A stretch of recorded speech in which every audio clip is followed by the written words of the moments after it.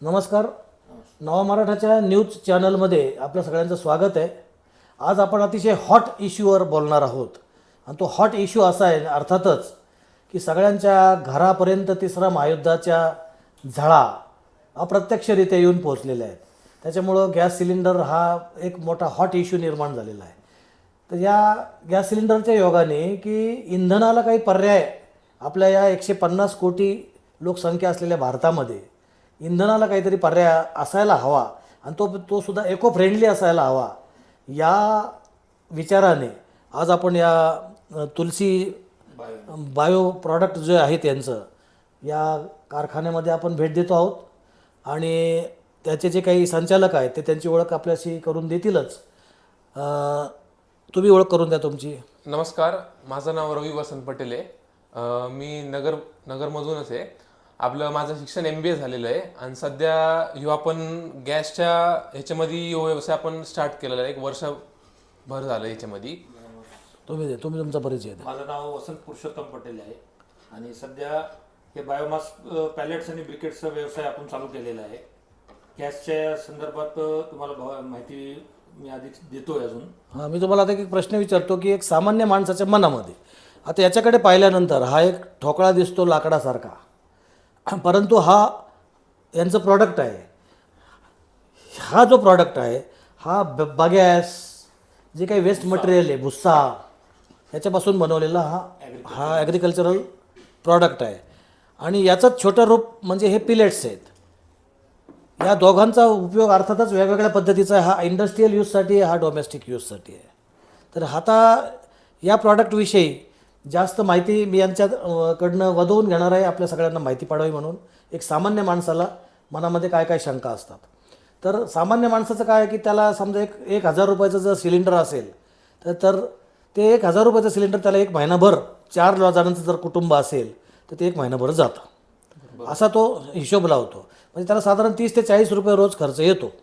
तर त्याच्या तुलनेमध्ये समजा यदा कदाचित असं होणार नाही कदाचित या पृथ्वीवरती कधी, परंतु जर असं झालंच किंवा अशी युद्धजन्य परिस्थिती निर्माण झाली आणि खरोखरच खूप मोठी टंचाई निर्माण झाली, आजच 60% हॉटेल बंद करण्याचा निर्णय हॉटेल असोसिएशनने घेतल्याची बातमी कानावर येऊन पडते आहे.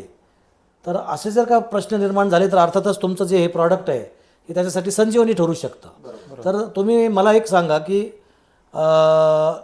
या हिशोबाच्या तुलनेमध्ये साधारणपणे 1 महिनाभरचा जो खर्च आहे एक 4 व्यक्तींच्या कुटुंबाचा तो किती लागू शकतो या दोन्ही प्रॉडक्टचा जर वापर केला तर किती रुपये लागू शकतो? आता सर बघा, सगळ्यात पहिले आपण आपला बायोमास ब्रिकेट घेऊ. ह्याची मी तुम्हाला थोडी बेसिक माहिती देऊन टाकतो कसं काय. आता आपले जे ॲग्रिकल्चर वेस्ट असं म्हणजे शेतामधले पाचरट म्हणू या आपण घरी शेंगदाणे खातो, शेंगदाणेवरचे टर्पल असो, तसे वेगवेगळे पदार्थ जे ॲग्रिकल्चर वेस्ट असतात त्याच्यापासून तयार होतो. ह्याला बायोमास ब्रिकेट म्हणतात. आणि स्पेशालिटी ही याची की हे मोठ्या इंडस्ट्रीजमध्ये खूप चालतात आता, कारण की ज्याचे बर्नर्स वगैरे मोठे असतात ना त्या ठिकाणी हे बायोमास ब्रिकेट चांगले युजफुल राहतात, कारण की ते इको फ्रेंडली असतात. आणि दुसरी गोष्ट, सध्या आपले prime minister PM Modi carbon न्यूट्रलकडे खूप वळतात. तर हे कार्बन न्यूट्रल गोष्ट आहे, ह्याच्यामधून कार्बन बाहेर निघत वगैरे काही म्हणजे धूर नाही निघत, धूर वगैरे निघत नाही काही. आणि कॉस्टिंगमध्ये खूप स्वस्त बसतो ॲज कम्पेअर टू कोल आणि लाकूडच्या हिशोबाने. कारण की आजच्या तारखेत कोल आपला जो आहे तो 30-40 रुपये येतो आणि आपला जो ब्रिकेट जातो तो 10 रुपये पर kg जातो. आणि लाकूडचं गोष्ट केली पण लाकूड दिसायला स्वस्त दिसतं, पण लाकूड डबल काम करतं याच्यापेक्षा. कारण लाकूड वल्लावा येतो, आपण वल्ल्यावाचं गणित कधी लावत नाही, तर ते डबल कॉस्टिंगला बसतं त्या हिशोबाने. आणि लाकूड जे ते जळण्यामध्ये ना कोणते लाकूड चांगले जळतात, कोणते पोकळ जळतात त्या हिशोबाने. धूर पण जास्त होतो त्याचा. एक्झॅक्टली, लोकांना त्रास खूप आहे त्याच्यामध्ये. पर्यावरणाला नुकसान आहे. बरोबर. हा, तर त्याच्या ठिकाणी आपला बायोमास ब्रिकेट मोठ्या इंडस्ट्रीसाठी खूप युजफुल आणि इफेक्टिव्ह आहे कॉस्टिंगमध्ये पण. आता हे इंडस्ट्रीचा विषय झाला. हा, आता हे पिलेट्स आता कशा पद्धतीने वापरता येतील? सेकंडरी गोष्ट आपण हे घेऊ. हे लहाने बायोमास पॅलेट्स म्हणतात याला. हे 6 mm 8 mm च्या साईजमध्ये येतो, पण मोर ओव्हर हे 6 mm च्या साईजमध्येच चालतात. आणि हे तुम्ही जसं मोठं व्हर्जन म्हणतात त्याचा लहानच भाऊ आहे, पण याची प्युरिटी अजून फाईनमध्ये आहे. एकदम फाईन पार्टिकल्स यूज केले याच्यामध्ये, म्हणजे त्या हिशोबाने एकदम गॅस सारखं जळण म्हणतो ना आपण तसा इफेक्ट येतो आणि याचा धूर होत नाही, राख वगैरे काही राहत नाही. त्या हिशोबाने हे खूप युजफुल आहे आजच्या तारखेत. हे सध्या आपल्या नगरमध्ये जे हॉटेल इंडस्ट्रीज म्हणा या फरसाण इंडस्ट्रीज म्हणा या नमकीनवाले म्हणा, ते सध्या खूप लोक आता हे यूज करायला लागले. कारण की आपली जी घराची जी गॅस बॉटल आहे, कमर्शियल गॅस बॉटल जी आपण म्हणतो की 18 किलोची येते, ती साधारण आपल्याला 2-1 हजार रुपयाला जाते.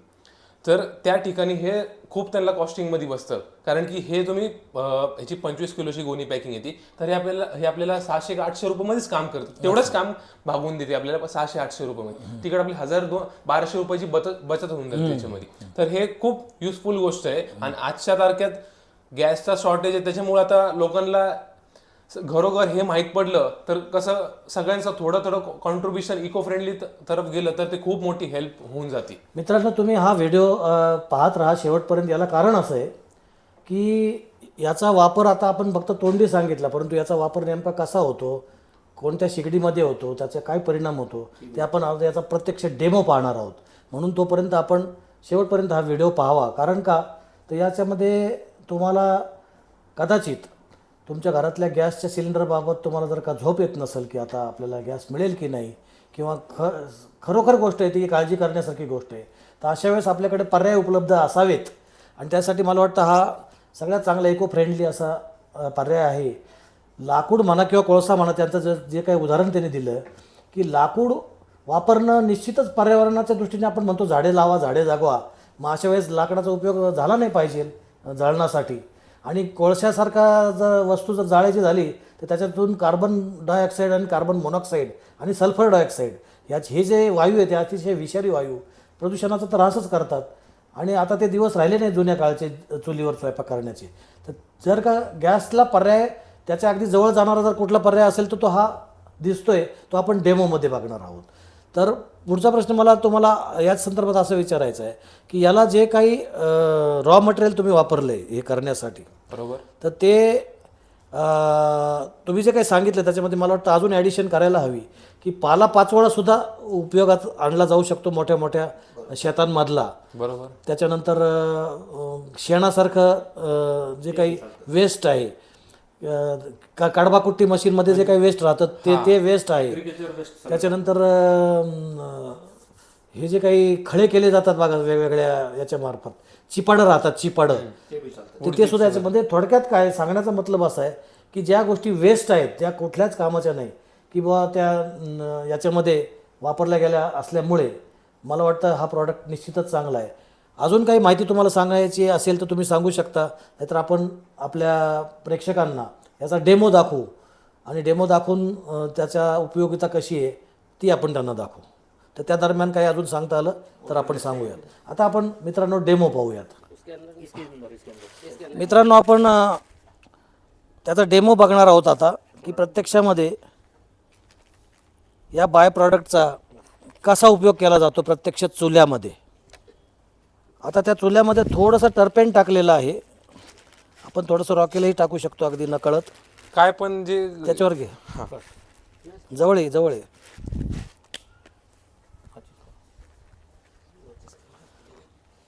आता ते पिलेट्स जे आहेत ते त्याच्यामध्ये टाकलेले आहेत. थोडंसं नकळत रॉकेल किंवा टर्पेंटाईन टाकलेलं आहे आणि त्याला पेटवलं जात आहे. आता हे हळूहळू पेट घेतल्यानंतर पलीकडे मोटर आणि फॅन आहे, त्याचं बटन ऑन केलं तरी त्याच्यामध्ये छोटीशी बॅटरी पण आहे.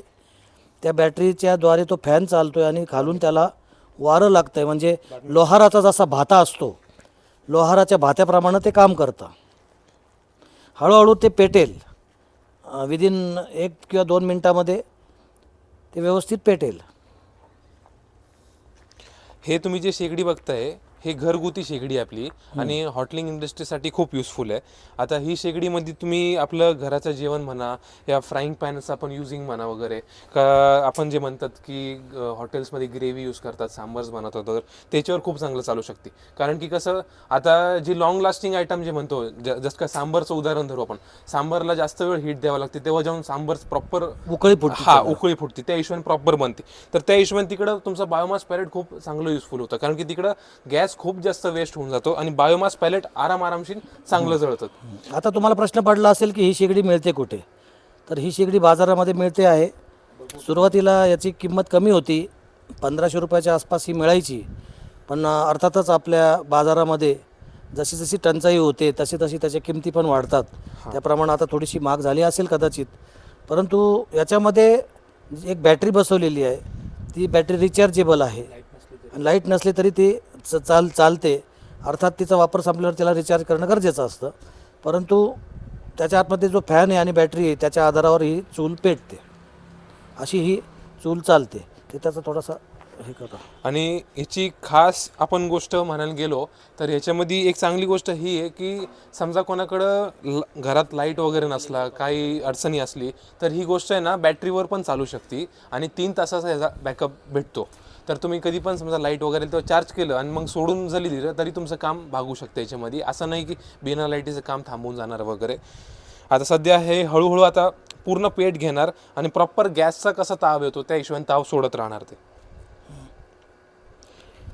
ह्यानी चांगला पेट घेण्यासाठी याला थोडंसं केरोसिन वापरावं लागतं आहे. हे दिसतं आहे. घरामधलं जर वेस्ट तेल असेल किंवा थोडंसं तूप असेल तर लगेचच पेट घेतं ते. परंतु आपण पारंपरिक पद्धतीने ज्या पद्धतीने चूल पेटवत होतो पूर्वी तशी चूल ही पेटली जाते. याच्यासाठी जर कोणी गौरीचे 2-4 तुकडे वापरले तरी पण काही हरकत नाही. घरातला कापूर वापरला तरी काही हरकत नाही. सगळ्यात बेस्ट होऊन जाईल ते. सगळ्या या गोष्टी मी तुम्हाला मुद्दाम सांगून ठेवतोय की हे सगळे पर्याय डोक्यामध्ये ठेवून जर काम केलं तर मला वाटतं कोणती टंचाई आणि पॅनिक पोझिशन येणार नाही.